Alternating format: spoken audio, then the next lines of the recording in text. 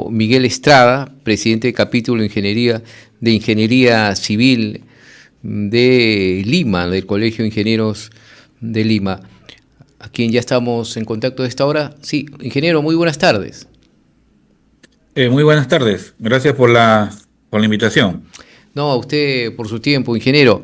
Bien, nuevamente, ¿no? Cada vez que ocurre un sismo en nuestra capital o en alguna parte muy fuerte que se pueda dar en una región, se vuelve a estos temas de si estamos preparados o no estamos preparados. Ayer, por ejemplo, ha sido un sismo de 6.1 grados que ha sacudido Lima y el Callao, un sismo muy fuerte. Hay zonas, hemos visto, ingeniero, sobre todo en el centro de Lima, estas casas antiguas, donde incluso todavía vive gente, ¿no? Y corre el riesgo de que se pueda hablar más adelante si sea un sismo de mayor magnitud, incluso de una tragedia. Bueno, en realidad el sismo que hemos tenido el día de ayer es un sismo moderado, no es un sismo muy fuerte. Para que un sismo cause daño, no solamente es la magnitud, sino también el tiempo de duración del sismo. Si, por ejemplo, este sismo de magnitud 6.1 hubiera durado más tiempo, tal vez los daños hubieran sido mucho mayores, Ujú. lo cual no debió haber ocurrido. O sea, con un sismo de esa magnitud, realmente las fuerzas sísmicas que se producen no deberían haber dañado ningún tipo de edificación, ni formal, perdón, ni informal y mucho menos formal. Muy bien, entonces, ¿qué cosa es lo que hemos evidenciado el día de ayer? Como usted acaba de mencionar muy bien, en general el Perú no está preparado para poder resistir a un sismo de gran magnitud. Entonces estamos esperando los estudios que hemos estado haciendo, tanto en sismología como en ingeniería sísmica. Estamos esperando un sismo similar al sismo que pasó hace casi 300 años, el de 1746, Ah, que fue de más o menos, obviamente en ese tiempo no había instrumentación sísmica, pero con las evidencias que se tiene, podría haber sido un sismo entre 8.5, 8.6, más o menos por ahí. ujú. Entonces, ahora, para, para que la energía, es decir, la cantidad de energía que se libera, ¿no?, de un sismo de grado 6 alcance la de un sismo de grado 7, más o menos son 33 veces. Y de ahí 33 veces más, para que alcance la magnitud de un sismo de grado 8. O sea, para que el sismo de ayer libere la cantidad de energía que estamos esperando que se libere por un sismo de grado 8, deberían haber habido 1000 veces ese sismo y no lo hay. Entonces, la liberación de energía realmente ha sido muy, muy pequeña y por lo tanto seguimos esperando este gran sismo. Eso es por un lado. Por Y ahí, por otro lado, ingeniero, y es muy sí, importante usted lo que dice, o sea que esa liberación que está pues concentrada, ¿no? Se dice, eh, ¿qué segundos se puede decir que se dan en esta liberación? Es muy rápida, ¿no? bueno, las ondas sísmicas viajan muy rápido. Ujú. Y lo que les decía era la duración, ¿no? La duración del sismo. Por ejemplo, el sismo de Pisco duró más o menos minuto y medio. Entonces, un minuto y medio que esté vibrando una edificación se daña. O sea, no es lo mismo que venga una onda sísmica y empuje y listo, deje de empujar. Pero ¿qué pasa si viene la onda sísmica, empuja, regresa, empuja y regresa? Entonces, todas esas, digamos, esa dinámica es la que genera los daños en las edificaciones y posteriormente el colapso. Y más aún con viviendas altamente vulnerables. Recordemos que las estadísticas nos dicen que el 70% o un poco más de viviendas en el Perú son informales. Al ser informales no han tenido dirección o supervisión técnica. Y al no haber tenido supervisión técnica, estas edificaciones, estas viviendas han sido construidas, no, primero en lugares no adecuados y segundo, que han sido construidas sin unos planos, por ejemplo, ¿no? Que nos indican, por ejemplo, el tamaño de las vigas, de las columnas, cuánto refuerzo hay que colocar, que todo esto cuenta al momento que ocurre un sismo. Entonces, mientras más informalidad haya, vamos a tener más riesgo, en este caso, riesgo por sismo. Ahora, ingeniero, ¿Cómo podemos diferenciar en grados? Porque siempre escuchábamos nosotros 6 grados, 7 grados de magnitud, pasar de un sismo ya a un terremoto. Bueno, lo de la palabra terremoto realmente es bastante subjetiva, ¿no? Entonces, un terremoto más viene como una apreciación de lo que los efectos de un sismo. En general, todos son sismos. En realidad, todos los días, y tal vez en este momento esté ocurriendo un sismo. Pero es tan pequeño que no lo percibimos. Y para eso existe instrumentación que sí lo hace. El terremoto no es una apreciación subjetiva donde el efecto del sismo es bastante, digamos, desastroso, ¿no? Donde hay viviendas colapsadas, edificios, puentes. Entonces, a eso se conoce como terremoto. Ahora, si vamos a, digamos, diferenciar o vamos a calificar los sismos por su magnitud, por ejemplo, en Pisco, la magnitud del sismo fue 7.9 y hubieron viviendas de adobe que colapsaron y otras viviendas de adobe que no colapsaron. Entonces, en un lugar hubo terremoto y en el otro no. No es así, ¿no? Entonces, lo que nosotros hablamos desde el punto de vista es del movimiento del sismo. Y ese movimiento depende mucho, ¿sabe de qué? Del tipo de suelo.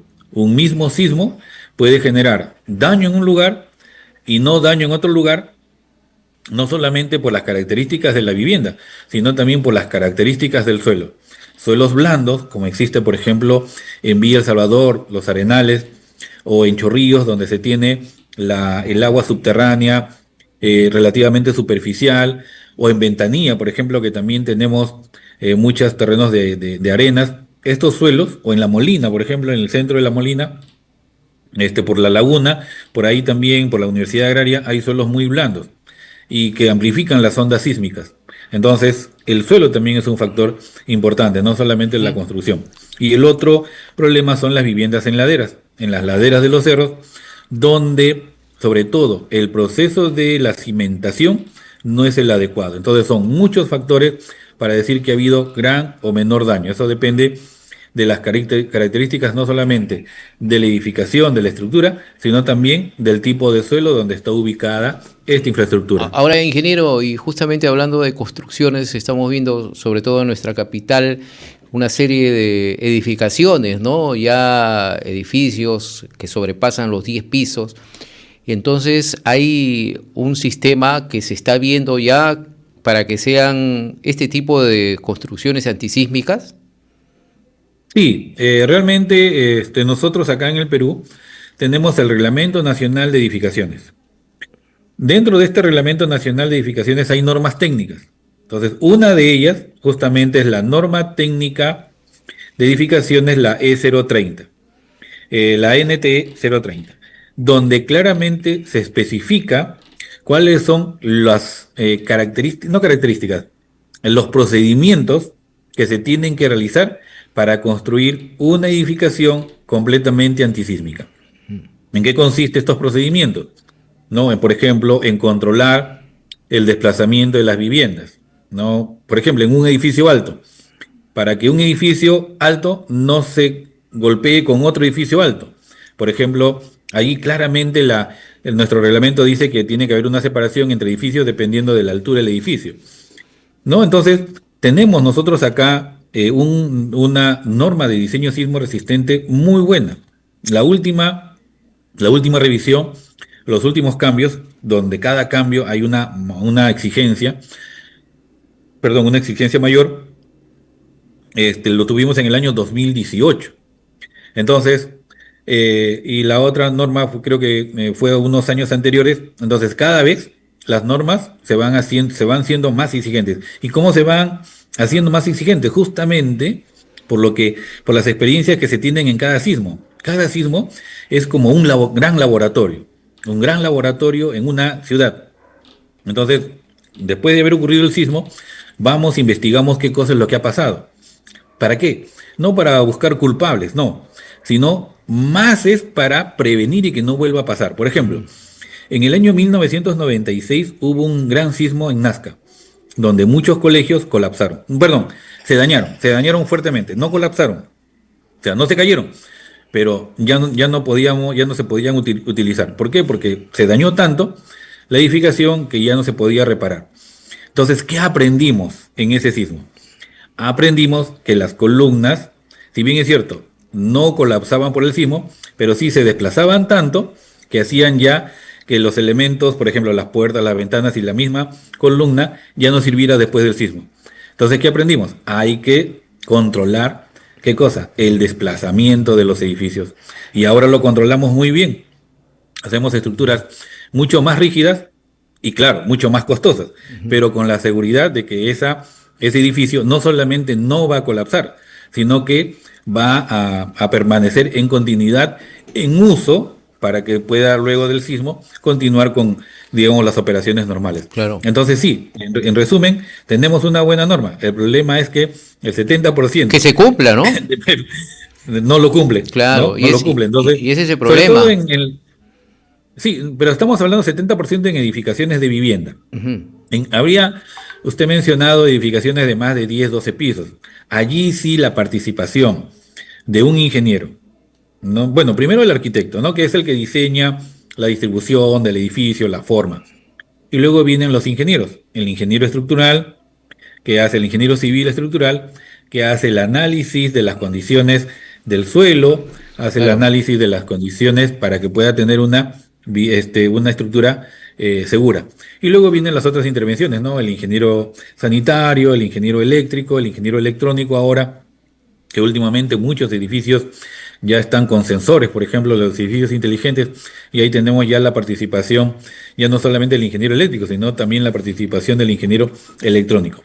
Pero en una casa, por lo menos, tiene que estar el ingeniero civil para que pueda hacer una supervisión adecuada del proceso de diseño de la vivienda y en el proceso de ya de la edificación de la Claro, construcción. ingeniero, porque si bien es cierto, no tenemos un fuerte sismo, un terremoto desde muchos años, acá sobre todo en Lima y el Callao, entonces no hemos probado en realidad si están bien construidos esos edificios, ¿no? Claro, o sea, son dos procesos, ¿no? El proceso del diseño, ¿no? Donde se dibujan los planos de ingeniería, donde se hacen los planos de ingeniería, y luego el proceso de construcción. O sea, podemos tener un buen diseño en planos, pero si al momento de la construcción no se respetan, por ejemplo, Ujú. las dimensiones o no se respetan las calidades de los materiales, entonces ahí tenemos un problema. Ahí, O al revés. un- Podríamos saber, podemos tener, ¿no? Un buen proceso constructivo que siguió unos planos adecuadamente, pero el que diseñó los planos no lo hizo bien.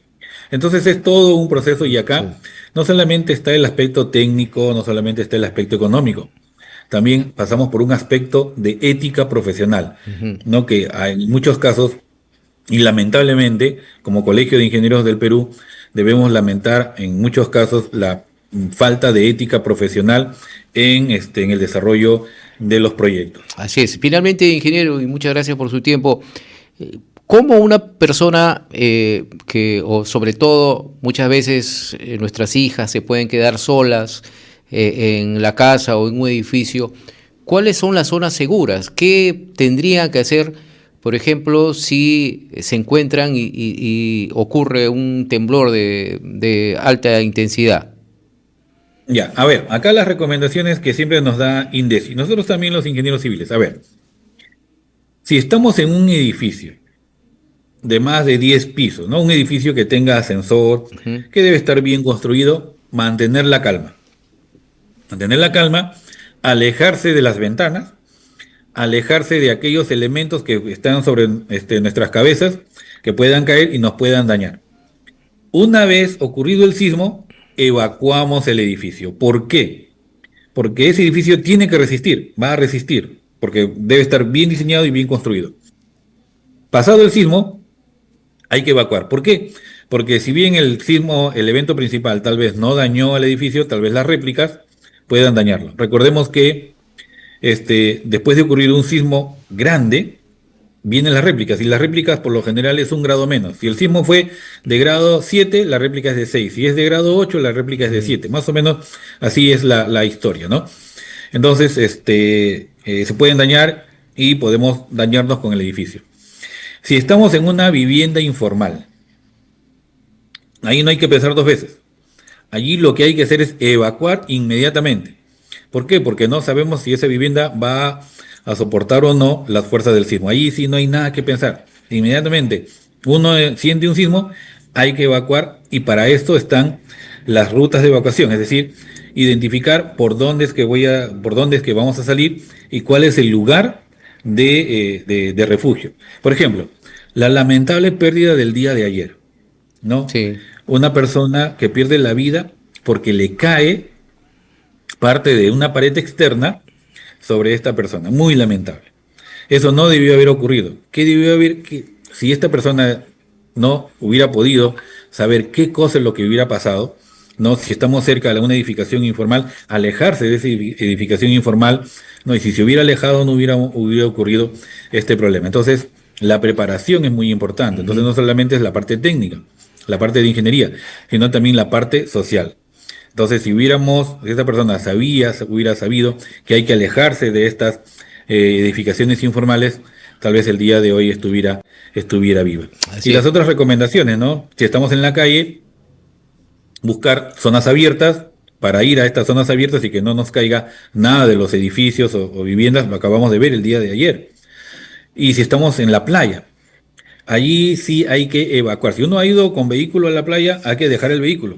La peor forma, la forma más ineficiente de evacuar de una playa es en auto. O sea, hay que dejar el auto y hay que salir caminando, corriendo por las rutas de evacuación que deben ser bien identificadas, ¿no? Por ejemplo, en el año 2001, a mí me gusta siempre hablar con evidencias, el balneario de cerca a Camaná se fue barrido, no por el sismo, sino por el tsunami. Igual que lo que pasó en el año 2011 en Japón. Las viviendas estaban en pie, pero vino el tsunami y realmente arrancó las viviendas de donde estaban.